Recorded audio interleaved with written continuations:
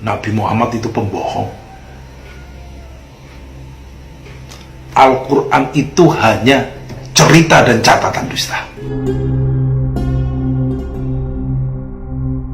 Assalamualaikum warahmatullahi wabarakatuh. Selamat datang kembali di channel Dodi Sefriadi. Klik tombol subscribe di bawah dan klik juga loncengnya sebagai notifikasi agar ketika saya mengupload video terbaru kalian mendapatkan pemberitahuan. Jadi 2 bulan yang lalu ada sebuah video yang viral di sosial media. Terlihat seorang bapak-bapak mengatakan bahwa Nabi Muhammad itu pembohong dan juga mengatakan bahwa Al-Quran hanya cerita dan catatan dusta. Video tersebut sudah diberitakan juga oleh beberapa media, salah satunya adalah Tribun News yang ikut serta memberitakan video tersebut. Tapi saya tidak menemukan ada berita penangkapan mengenai orang tersebut. Beda halnya dengan orang yang menendang sesajen ya.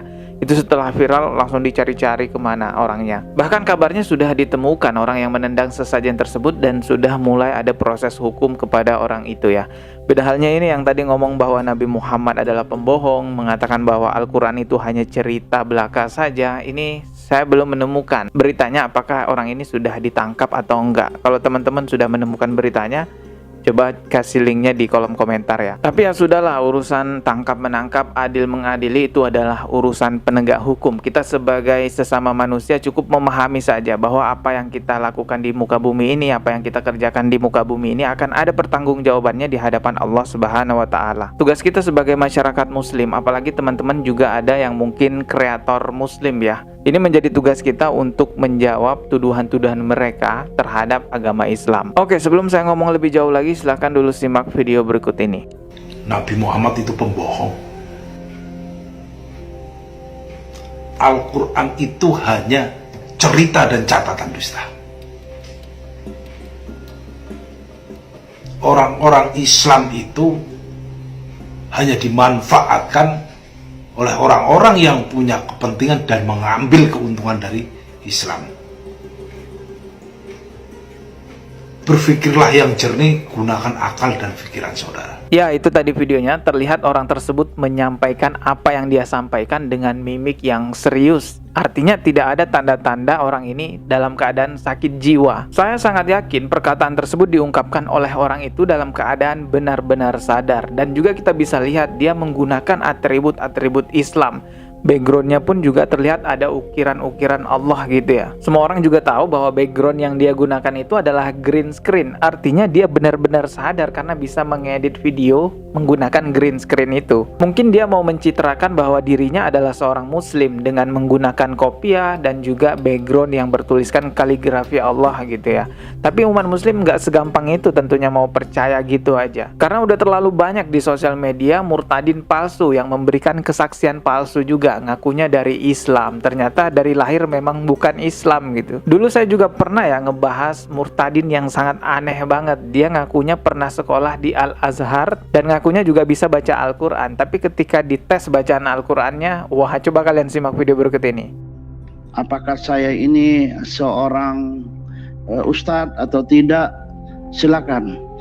Nanti Pak Tamparagi bisa menampilkan saya dari mana sekolah dan lain sebagainya. Saya pernah di Al-Azhar, di Al-Azhar juga pernah sedesa. Kalau ayat yang Bapak masih hafal ada nggak Pak? Ayat pendek aja Pak. Oh, ayat pendek. Ayat pendek yang masih hafal aja. Iya, sangat perlu dihafal Pak. Hanya sering dibaca-baca ya. Iya, ya. A'udzubillahi minasyaitonirrajim. Bismillahirrahmanirrahim. Alif lam mim. Dzalika kitabul la raiba fihi hudal lil muttaqin. Alladzina yu'minuna bil ghaibi wa yuqimuna sholata wa mimma razaqnahum yunfikun. Itu adalah ayat kursi. Hanya berapa ayat? Nah, ini ada lagi ayat kursi lagi. Itu surat Yasin. Astagfirullahaladzim, itu adalah surah Al-Baqarah, bukan Yasin, bukan ayat kursi. Ya, jadi itu video saya 1 tahun yang lalu gitu guys. Jadi memang ada seorang murtadin yang mengaku dia sekolah di Al-Azhar, lalu dia mau membaca surah Al-Baqarah. tapi dia bilangnya itu bukan surah Al-Baqarah melainkan ayat kursi. Setelah itu dia ralat kembali, itu surah Yasin katanya. Niatnya mau membenarkan malah jauh lebih salah lagi. Oke, kita kembali ke topik pembahasannya aja. Tadi orang itu yang di awal mengatakan bahwa Nabi Muhammad adalah pembohong. Jelas ini adalah orang yang tidak tahu tentang sejarah Rasulullah. Padahal di zaman dahulu, di zaman Rasulullah, orang-orang Quraisy memberi gelar kepada Rasulullah yaitu Al-Amin, artinya orang yang terpercaya. Bagaimana bisa orang yang benar-benar terkenal kemuliaannya, terkenal kejujurannya, sampai-sampai diberi gelar Al-Amin, yaitu orang terpercaya, malah dibilang pembohong? Karena memang orang itu ngomong sesuai dengan kapasitas kecerdasan atau kapasitas berpikirnya. Orang yang nggak tahu apa-apa kalau dikasih panggung berbicara di sosial media ya jadi ngawur. Paling nggak ucapannya adalah penghinaan, penghujatan. Ya kurang lebih seperti buzzer gitulah yang belakangan ini sedang naik-naik daun gitu ya, karena terus di-up di sosial media. Selain itu juga orang tadi mengatakan Al-Quran itu hanya cerita dan catatan dusta. Lagi-lagi harus saya katakan bahwa ini adalah orang yang kurang update atau kurang pengetahuan. Padahal di zaman sekarang informasi itu terbuka lebar di mana-mana, bahkan di sosial media sekarang mau cari apa aja ada. Ada banyak sekali fakta jejak digital yang menerangkan banyaknya orang-orang cerdas, profesor ternama di dunia masuk Islam setelah mengetahui fakta kebenaran Al-Quran. Contoh salah satunya ada seorang profesor yang bernama Profesor William Brown atau dikenal dengan sebutan nama Profesor William. Dia adalah pakar sains yang terkenal di Amerika dan juga Eropa. Suatu ketika dia dan timnya meneliti sebuah tumbuhan dan menggunakan alat canggih, dia bisa mendengarkan ada suara dari tumbuhan tersebut. Namun dia dengan timnya sampai 3 tahun lamanya tidak tahu itu suara apaan. Sampai suatu ketika dia bertemu dengan ilmuwan asal India yang beragama Islam. Akhirnya ilmuwan asal India itu yang beragama Islam menjelaskan bahwa suara yang ada di dalam tumbuhan itu yang bisa didengarkan hanya menggunakan alat canggih yang dimiliki, itu adalah suara tumbuhan yang bertasbih kepada Allah Subhanahu wa taala, yang mana sesuai di dalam keterangan Al-Qur'an surah Al-Isra ayat 44 yang bunyinya, dan tak ada satupun melainkan bertasbih dengan memujinya, tetapi kamu sekalian tidak mengerti tasbih mereka.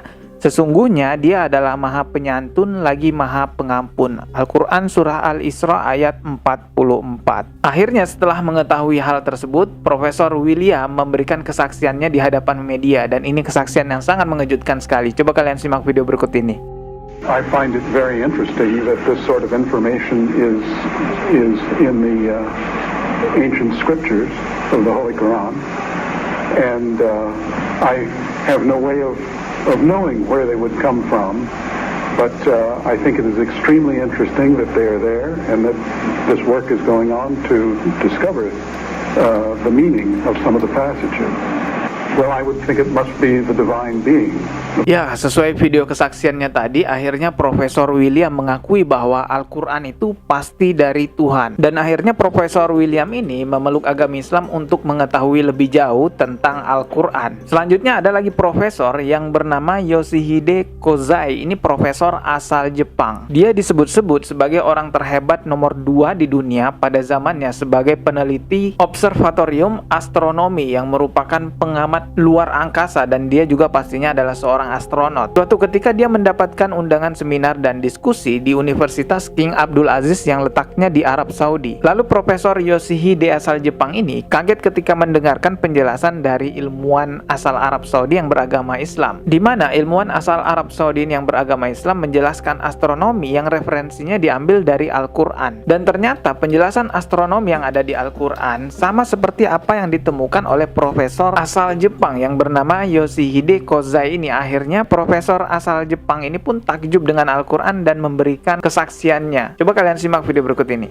Actually, I'm very much impressed by finding true astronomical facts in Quran. And for us, we modern astronomers have been studying very small field of the universe. We concentrated our efforts for understanding of very small part, because by using telescope we can see only a very few parts of the sky without thinking whole the universe. So by reading Quran and by answering to your questions, I think I can find my future way for investigation of the universe. Ya, itu tadi kesaksiannya. Akhirnya profesor asal Jepang ini memeluk agama Islam karena takjub fakta yang ditemukan di dalam Al-Quran. Begitu banyak fakta keajaiban Al-Quran, tapi masih ada aja orang yang berkata seperti ini. Al-Quran itu hanya cerita dan catatan dusta. Ya sudahlah, kita doakan saja semoga dia mendapatkan hidayah dari Allah Subhanahu wa taala, dan kita yang sudah terlahir sebagai muslim bersyukurlah kepada Allah Subhanahu wa taala. Semoga kita bisa memegang iman Islam kita ini sampai akhirnya kita meninggalkan dunia ini. Cukup sekian dari saya. Klik tombol subscribe dan juga loncengnya agar ketika saya mengupload video terbaru kalian mendapatkan pemberitahuan. Sekian dari saya. Wassalamualaikum warahmatullahi wabarakatuh.